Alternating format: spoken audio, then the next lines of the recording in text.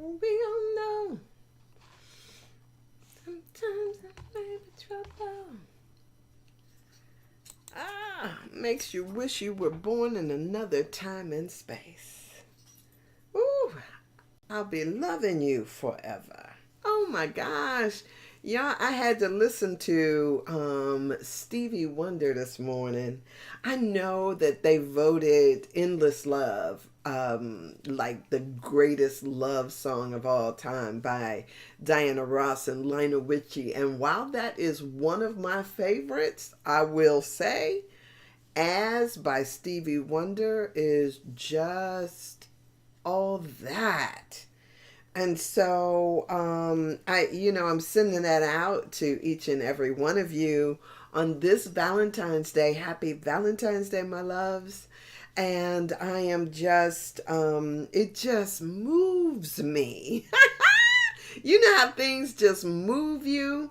As just moves me. And it's so amazing because sometimes I think to myself that people ought to have the courage to love to our fullest capacity. But what we're doing most of the time is we're so busy protecting our heart, guarding our hearts with all of our, with all of our stuff, everything that we have within us. We are so busy guarding that we don't experience the fullness of the possibility for love. So I am so grateful to be able to be here with you today. And to be, I don't know if I'm the first, but to certainly be one of the ones that wishes you an amazing, happy Valentine's Day. And just loving all over you. I'm so grateful. I'm so grateful.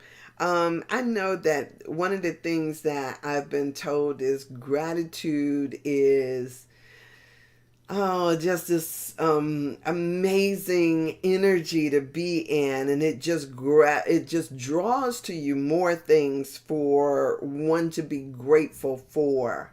And so when I think about just like the gratitude I feel for life,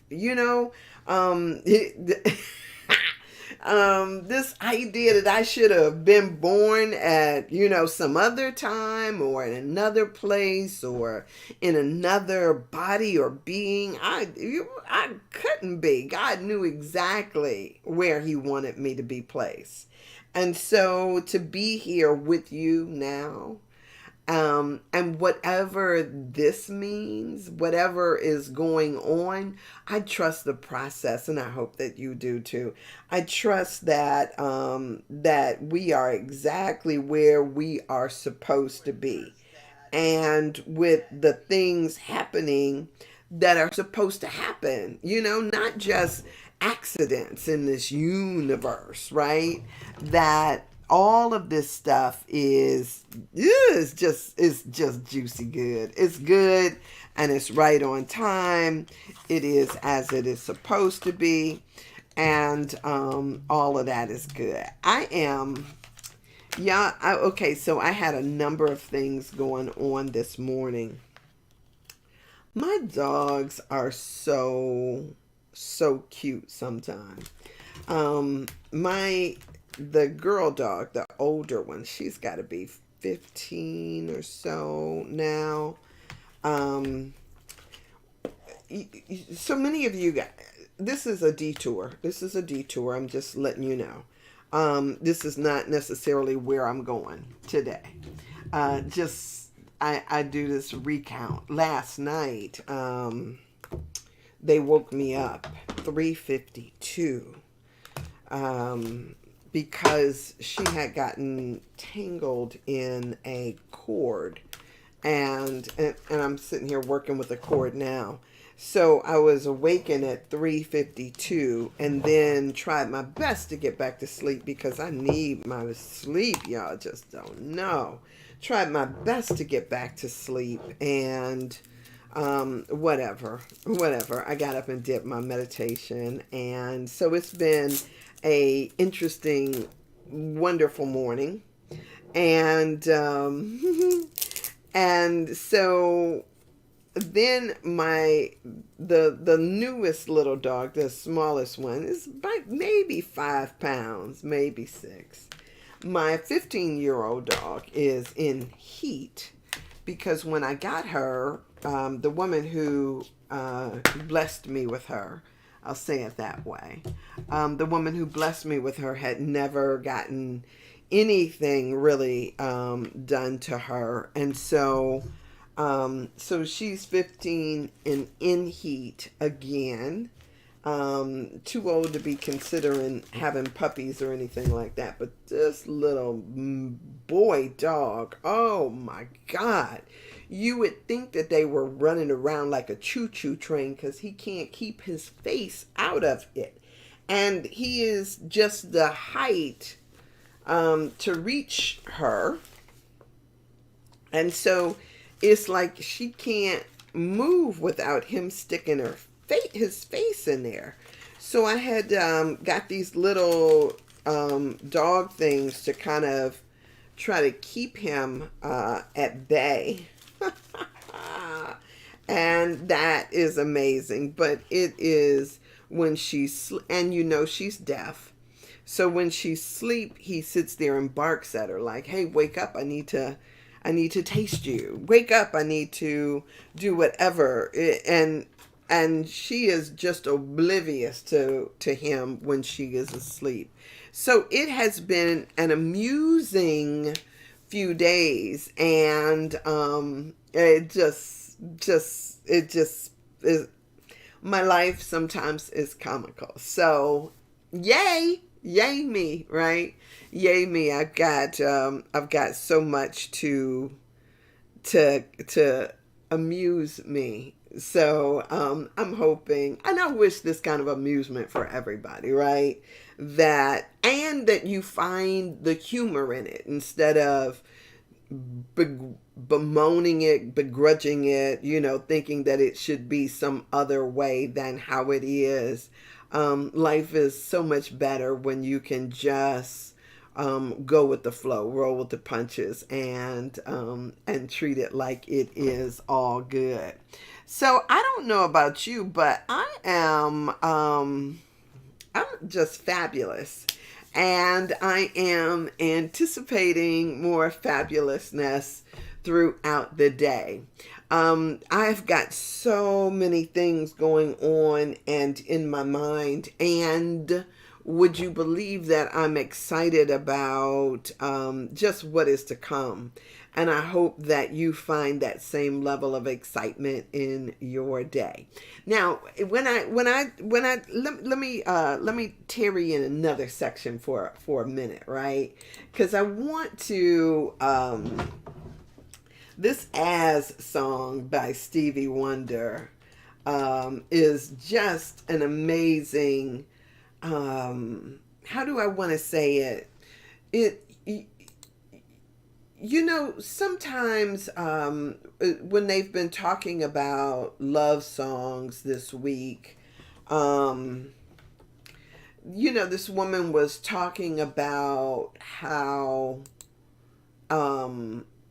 when she's writing, she had written so many love songs, and she said that when she is writing lyrics to love songs, she's always looking for new ways to express old, or do I want to say old things or old ideas, whatever. She's always looking for new ways to express it. But sometimes I think that the parameters of what we've experienced so far limit us in our ability to envision something else. And so sometimes when a poet comes along, so whether it is, so many different poets have come along. When a poet comes along, sometimes what they do is that they stretch us to the outer limits, to what's possible instead of just what's normal. And so when Stevie Wonder's, and trust me, right? When it first came out, all the years that it's been out, I don't know that I really felt it. But then it was, cause so many things are just kind of like middle of the roady and just the normal thing. But he through his lyrics of this song, it was just so amazing. Because what he did was is he took it to the expanse. I love, love, love when we are willing to, whatever it is, to let it rip us open and show us bare who we are. Because there's a part of our society that is so busy protecting. We protect ourselves, we insulate and isolate ourselves. And so I know that, there's a fear, almost a trepidation about love, around love. And a lot of times what we do, we stay loyal, we stay in things, even when we're not feeling it, because nobody, what did that woman say? Nobody wants to be the first to say goodbye. Oh, that was a Gladys Knight song. And it was so true. Nobody wants to be the first to say, that it's over or that it's not working or whatever. But here's the thing. A lot of times when we talk about it, it doesn't negate the love that we feel. I can love you and not want to be forever with you, not forever wanting to be locked in and tied in. And so if I find that to be true for me, why wouldn't it be true for another, or for all of us for that matter? And so so this idea of just being able to be true to our own self, to our own thoughts and feelings, is to me a great thing. So in his song, he starts out there, he says, as around the sun, the earth knows she's revolving. That's what's her face? Marianne Williamson, in her book, Enchanted Love, talked about this idea of an orbit, us being drawn to an orbit, somebody's orbit. It doesn't necessarily mean that I gotta, it's just like my little dog. Right now, he is just totally like consumed with my other dog. And she just acting like he's an annoyance, like, dude, back up. But it doesn't necessarily negate that there is that pull, that attraction there. And then he goes on to say, as the rose and the rosebud knows to bloom in early May, just as hate knows love's the cure, you can rest your mind assure that I'll be loving you always. And I mean, how awesome and how powerful is that? So, this idea that, like, it's gotta be forever. Always. And as now I can't reveal the mysteries of tomorrow, but in passing we'll grow older every day. Just as all that's born is new, what I say is true, that I'll be loving you always. So it's just amazing. I could sit here all day and go through these lyrics, right?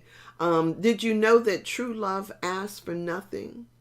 Know her acceptance is the way we pay. No, her acceptance is the way we pay. Did you know that life is giving love a guarantee to last through forever and another day? I could play that like on repeat all day long. It is just so powerful. It is so good. And I'm wishing you always. Whatever. Like, oh, just good. So and so that song as is, I hope that if you don't play it for somebody else, that you accept that for yourself today. Because really, when you think about it, it's not about, what another is doing. It's where you are. Do you have that ability within you to love like that? Always. To declare always, I'll be loving you. I'll be loving you always. I don't know. But yeah, for me it is just it's so wonderful. And because I feel so secure and sure within myself, I could go there. I can go there and without necessarily sitting up worrying about how is this. Well, you know what? It's interesting because one of the things that we do, and I guess I have to say that that is true. One of the things that we do is okay, if somebody hears this, what does this mean to them? Right? How are they going to receive it? And sometimes what happens in a person's receiving is they get scared, right? They get scared and start to pull away or run away because in their mind it's like, now what does this mean? What does this mean? Is this like a bond? Is this a declaration? Does it mean that I now have to, get married? Does it mean now that, we are bonded for life? Why can't love just be love, right? Instead of having to have all of this, forever behind it, right? Oh my gosh. And so because sometimes we take it that others will get scared by our proclamations, we don't make the proclamations. We sit there and take it into context and say, what does this mean for me? Yeah, so I get it. I do. So I'm wishing you this amazing Valentine's Day.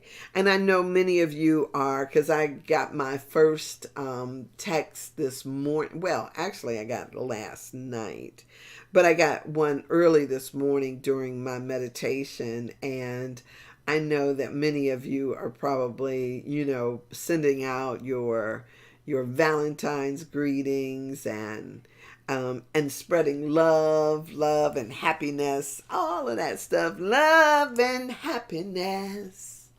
Wow. That's the kind of day this should be.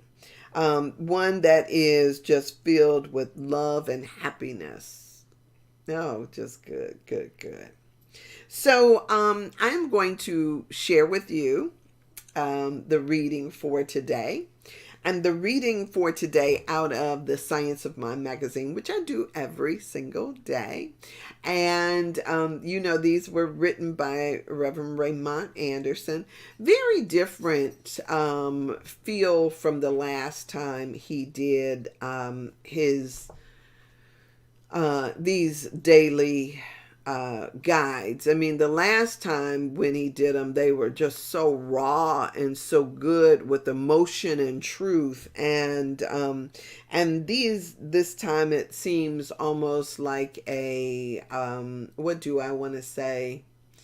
It seems like a PR piece for Science of Mind. So it's very different in texture and in feel. But whatever the case may be, all good, because they still come with a certain flavor that he brings to it that is unlike others. So So we are doing this one that is prepared especially for today, I'm assuming, out of this Science of Mind Daily Guides. So here we go. It is called The Creative Urge. The Creative Urge. And so his first quote comes from out of James 4:3, out of the New Living Translation of the Bible. And it says, "And even when you ask, you don't get it because your motives are wrong. You won't want only what will give you pleasure." Okay. And so then from out of the Science of Mind book, from Ernest Holmes, this is the quote he chooses. "Since we are thinking beings and cannot stop thinking, and since creative mind receives our thoughts and cannot stop creating, it must always be creating something for us." All right, so here is the reading for today from Reverend Raymond Anderson. "I offer you perhaps a new way to think about curiosity. My acronym would be Creative Urge Rising, inspiring the Omni Spirit incarnating through, in, and as you." Holmes says we are always creating something. If that is the case, would it not be wise and effective to know what we are creating? What are we creating consciously and deliberately? Certainly. But what about the less obvious? What are we creating unconsciously or by default? As James 4:3 states, we do not receive what we are asking for or praying for because our motives are not in alignment. For example, there are many people who say they want world peace, equity, and justice, and yet they are satisfied with simply manifesting parking spaces, princes or princesses, and green lights. They are satisfied with satisfying their own individual pleasure rather than remaining aligned with the creative urge that is the nature of their being. The creative urge calls us to greater and greater ways of showing up for one another and the planet. The curiosity is what makes the dancer dance, the chef cook, the teacher teach. It causes the religious scientist to demonstrate accordingly. It is what is called Siddhartha to leave what called Siddhartha to leave the comforts and pleasures of the palace to eventually become the Buddha. Each of us is called to enter into the divine entertainment of truth and to create accordingly. Lives depend on us doing just that. So the affirmation is curiosity, the curiosity of God, is the call I respond to and the energy I create with. I am the master of manifestation, a practitioner of distinction. Okay. Had absolutely nothing to do with today. But everything to do with the question of whether or not we are in alignment with what we say. So, great. Perfect. So, yeah, it is, all is well, all is perfect. So, I want to share with you, out of, I love this book. It is Marianne Williamson's book called Enchanted Love. And it is, and has some beautiful stories in here, and a lot of these things that make you think truly about this idea of love and what it means to love. It has you thinking about this bodacious, courageous love that is possible. And so out of here, I wanted to share, and I shared this some time ago under different circumstances. I think it was, wanting to share something, just different. And so today I want to share this idea around Isis and Osiris, one of those old ancient love stories from out of Egypt. So here, let me share this with you. As a matter of fact, I think that I'm going to set up my little book stand here so that my hands can be free. I love to move my hands as I'm talking. Sometimes I feel as if it is in part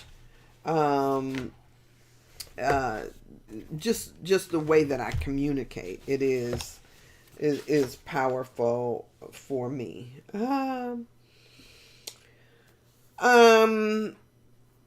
Let me read this little story before I get into that, and then I'll share this. And it says, "They were wicked to me. I know they were.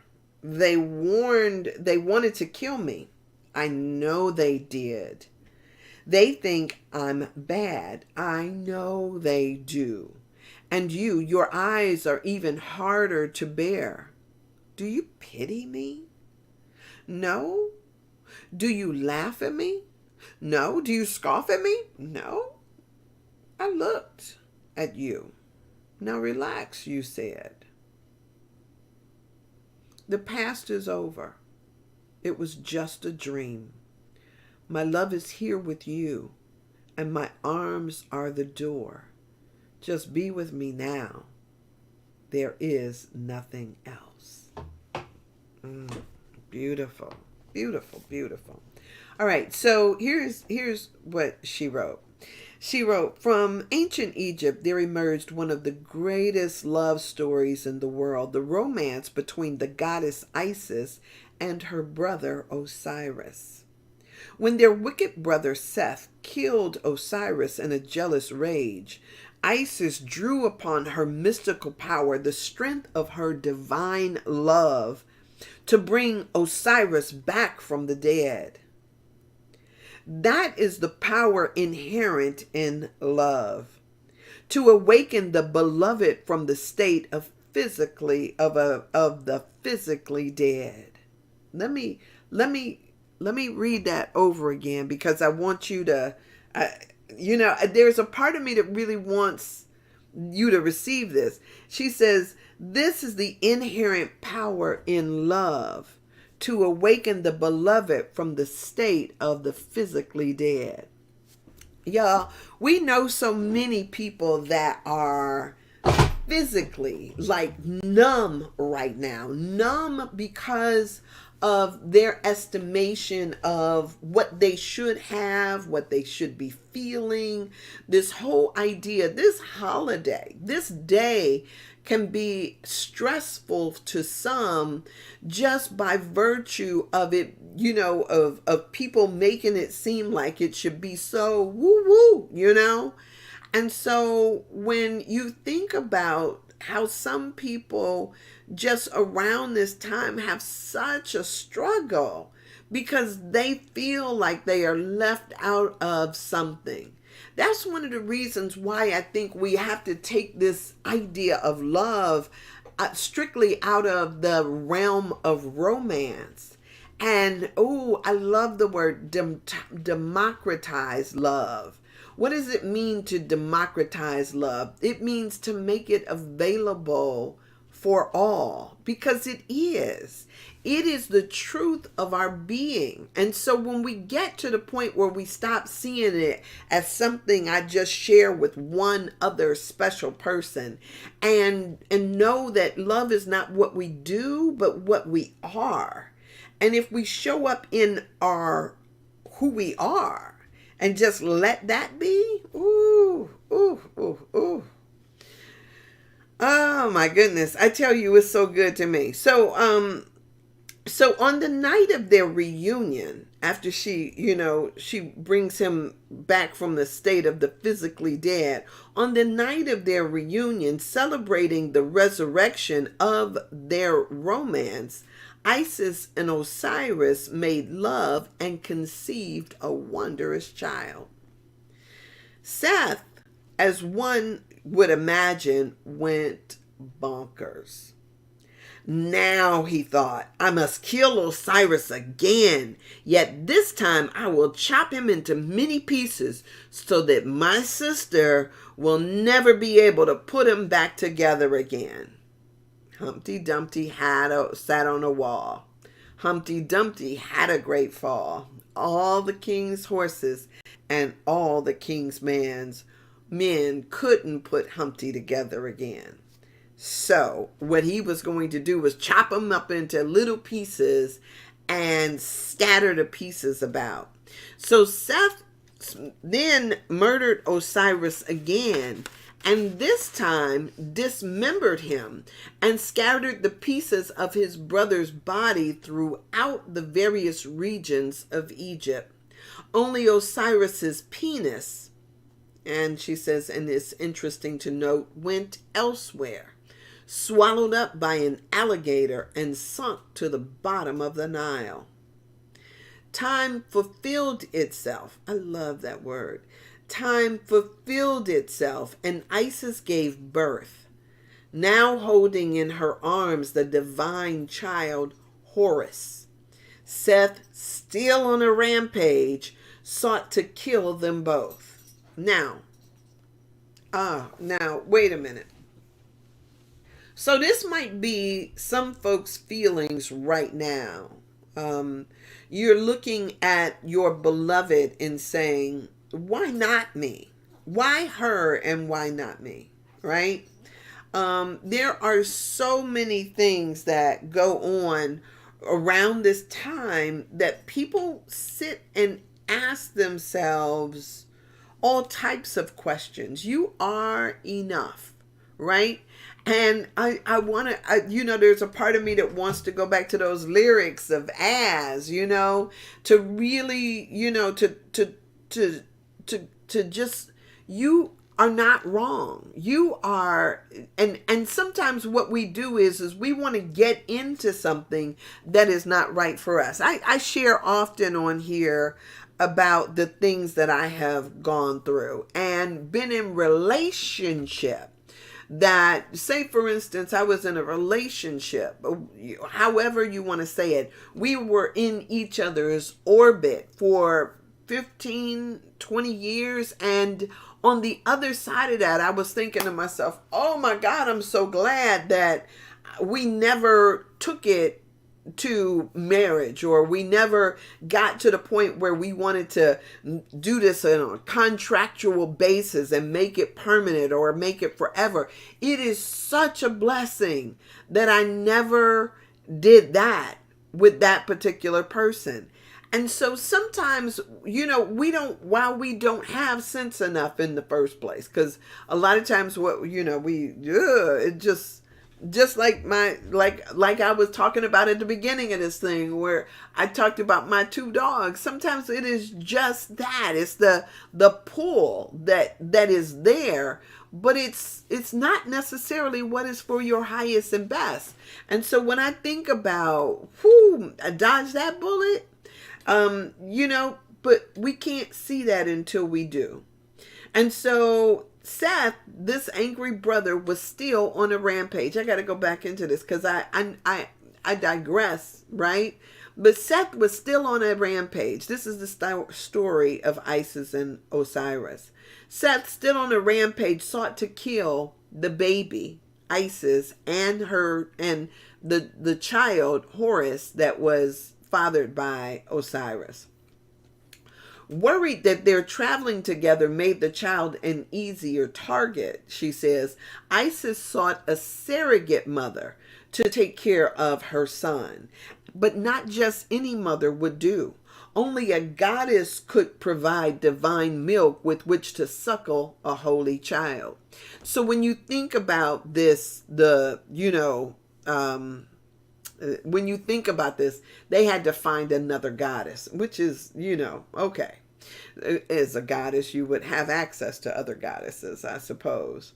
So it was that Isis sought out the goddess Hathor, begging her to take the baby Horus and raise him as her own. Visually, Hathor would forevermore be pictured as the woman with cow's ears. Remember her from Egyptian mythology? She was the one with cow's ear, the goddess who provided mother's milk to the divine baby Horus. And something very interesting happened when Horus grew up into manhood, she says, in a drama quite different from the one the Western mind is used to. When he matured, Horus did not separate from Hathor. He did not seek another woman for his bride. Rather, Hathor herself transformed. Having acted as his mother, she now became his wife. She was the same woman, honored for the various parts of herself. No split between Mary and Mary Magdalene, right? Here, no mother and whore dichotomy. No shame, no shameful introduction of guilt into the sex or into women or womanhood. The goddess retained all her many faces, from the maternal to the erotic to the divine. Neither the goddess self nor the sexual self nor the mother self was diminished by the presence of the other. So the Egyptian temple of Hathor is, for her, for Marianne Williamson, as a woman, the most powerful sacred site in the world. We find the force of Hathor there in her vast feminine glory, resplendent in her power to raise up both men and women from the depths of our brokenness, littleness, and shame. Remember back at the beginning of this, she said that love had the power to reawaken the dead. And so now here she is talking about this image of Hathor and the temple of Hathor as having that same resurrection power of being able to raise up both men and women out of these limiting Western ideas that we have put together, that we have now of how we ought to be. It is so beautiful when you see women come into themselves in a sense that they may not have ever before. Before we are so busy putting down and talking about shoulds and how you ought to act and what you should do. We've got all of these, ways that we police women's bodies, not just women, but girls. We started off at a young age. As a matter of fact, there was a book that I had read about the adultification of young Black girls. And as we look at them and we sometimes, because of how they look physically, we attribute to them all of these womanly qualities and make it their fault that men don't know how to or can't necessarily know how to act around them. So there has been a lot of damage that has been done to women throughout the ages, not just Egyptian women or white women, but Black women. And so when we start looking at the stuff that we do, it is how do we then transform that into something that actually lifts us and helps us to see the power inherent in who we are instead of looking at it like to be feminine is a curse. I just think that, that it is the work that is here that we all need to be about and doing. And you can't do it until you first heal your own trauma. It's like trying to tell somebody something that you haven't yourself embraced. And so this becomes our work to do. It's a woman's work to do, to help usher in and talk about this in a very different way, We are, and our sexuality, our bodies are not commodities to be marketed away and given away like candy and sampling, like saying, here, choose me. Wonder if we recognize what our real responsibility is. Y'all may not feel me, but whatever. This is one of those things that we really need to work on. So here, let me get back to this. We find the force of Hathor, that there is in her a vast feminine glory, resplendent in her power to raise up both men and women from the depths of their brokenness and littleness and shame. There have been women in the modern age who have reflected Hathor's magic. Jacqueline Onassis and Princess Di both come to mind for her. This is Marianne talking. Their motherhood and sexuality, not opposed, but playing off each other like the colors of the mother of pearl. Neither one desexed herself in order to be a good mother, nor did she ever play down her motherhood in order to remain an object of sexual glamour. Now, there have been a lot of people who have fit into this mold for me. Most authentically today, that darn Rihanna. Oh my goodness. I am loving what she is doing for motherhood, womanhood, all of that stuff. Beyonce is another one who is fiercely a mother, fiercely sexual, and wearing it and living it like it's golden.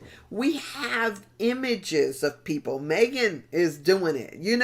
We have images of people who are standing in their divine feminine self as mothers and unapologetic about being who they are and their sexuality while you're riding on a surfboard, right? All of that is just amazing to me.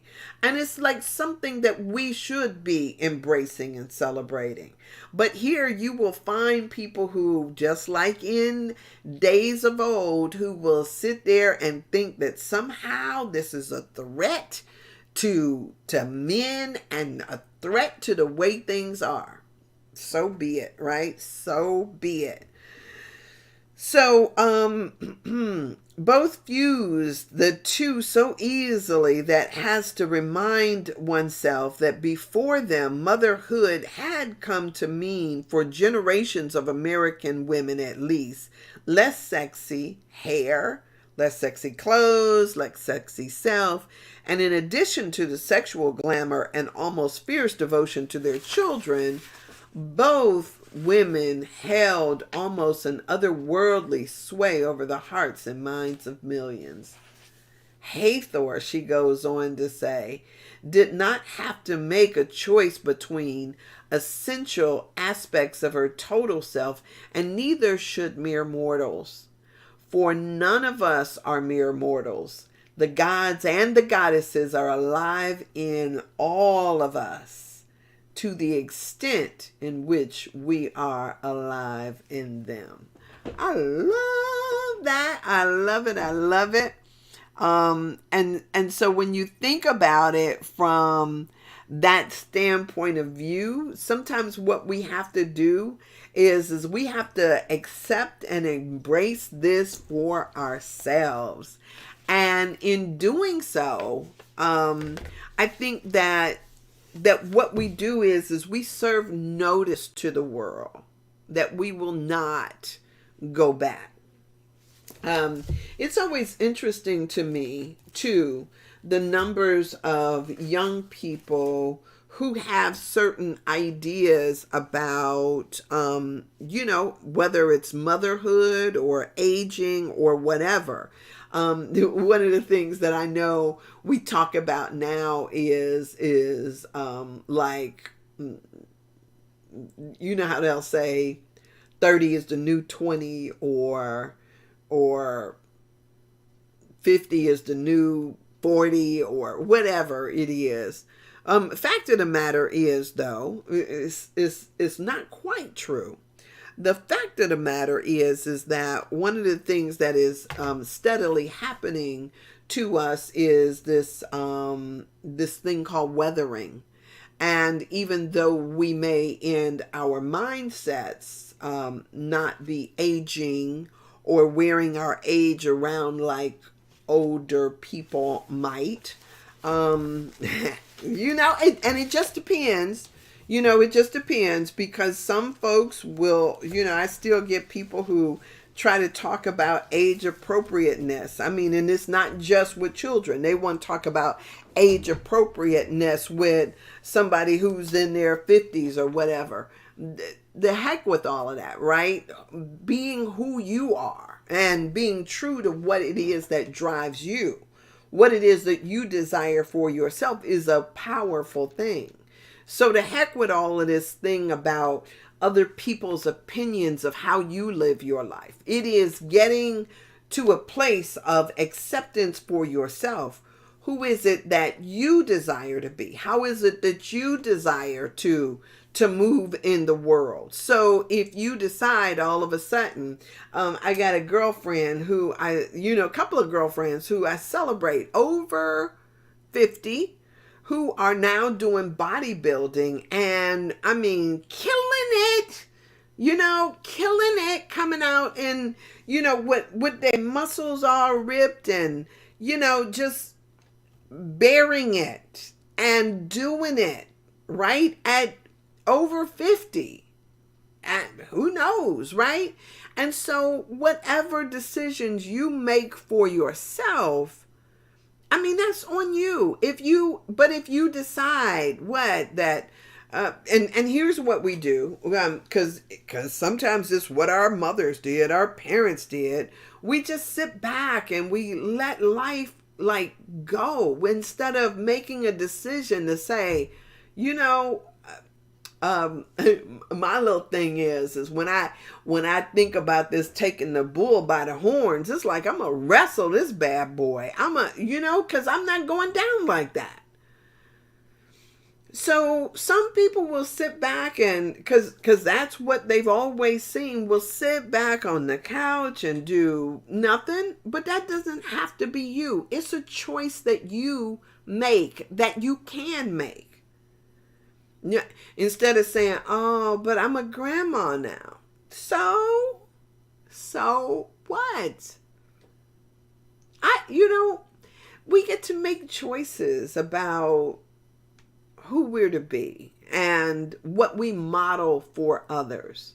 So you can model this is it, or you can get up and do something different. You don't have to do what you've always done. Give yourself permission to be different, to shine if you choose to shine. It's just beautiful when you recognize that is an option that you can choose. And so this whole thing sometimes is about making the choice, not based on, because a lot of times what we do is I'm trust me, look, I'm a minister, right? So I get the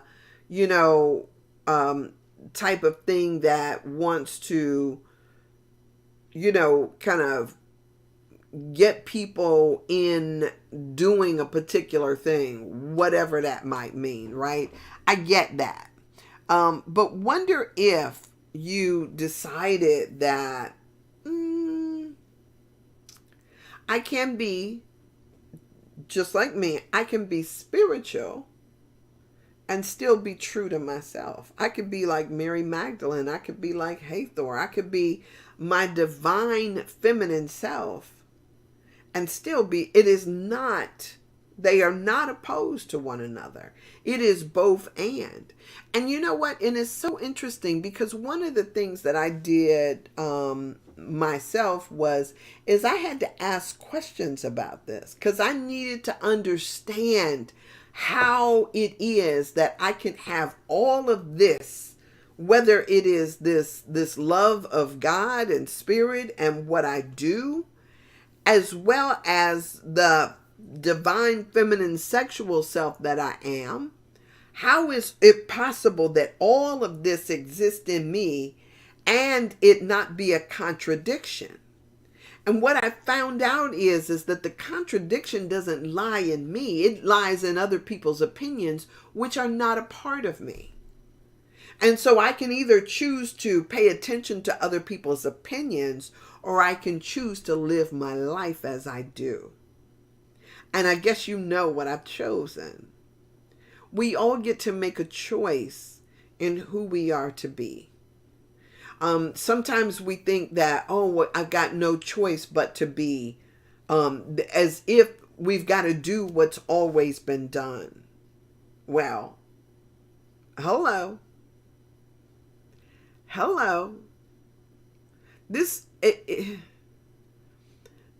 Time knew to move on from the beginning, right? Seasons know exactly when to change. Hate knows love's the cure. You know what I'm saying is sure. And you'll be loved always. I know I messed up the lyrics, but I mean, it just seems so appropriate that things just keep moving. And so they don't have to be locked in. It doesn't have to be the way that it has always been. And so it is just beautiful when you can start to see that you have been told over and over again that it is okay, that you are exactly who you are meant to be. We all know that sometimes life hates and troubles. Sometimes life hates and troubles can make you wish you were born in another time and space. But you can bet your lifetime that and twice its double that God knew exactly where he wanted you to be placed. So make sure that when you say you're in it but not of it, you're not helping to make this earth a place called hell. Change your words into truth, then change that truth into love. And maybe our children's grandchildren and their great-grandchildren will tell, I'll be loving you until the rainbow burns the stars out of the sky. Ooh, I'm loving you. Always. I love that. I love that. I love that. I love that. So, y'all, I don't know what it is for you today. I just know what is for me today. And to love as big as I can, as much as I can, for as long as I can, to look beyond what is expected, to keep it moving, right? Always. I love it. I love it. I love it. I love it. It's so good. It's so good. So I am hoping and wishing you a happy Valentine's Day.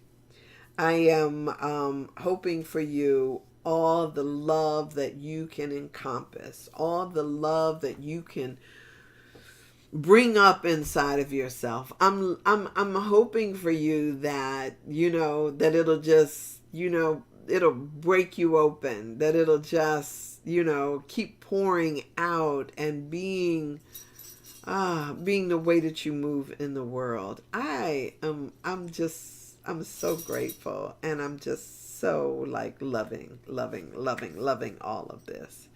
So thank you for being here whenever you are here, whether you are here, because I haven't seen any comments. So whether you are here live or not, I'm just appreciative of sharing this planet with you at this time. And yeah, and it just is so good. So I hope you know that you're loved by somebody, right? I hope you know that. All right, so I'm gonna get off of here because I can, and yeah, it's that time. So I will wish you an amazing day, and trust that this will be, yes, it'll be all that you desire, all that you desire and more. Blessings to you, deep bow, and blessings to you. And yeah. It's so beautiful. Life is beautiful. You're beautiful, and I'll be loving you forever and always. All right, take care. Have an amazing day. And with that, I'm just gonna press this little button right here, and I'm gone.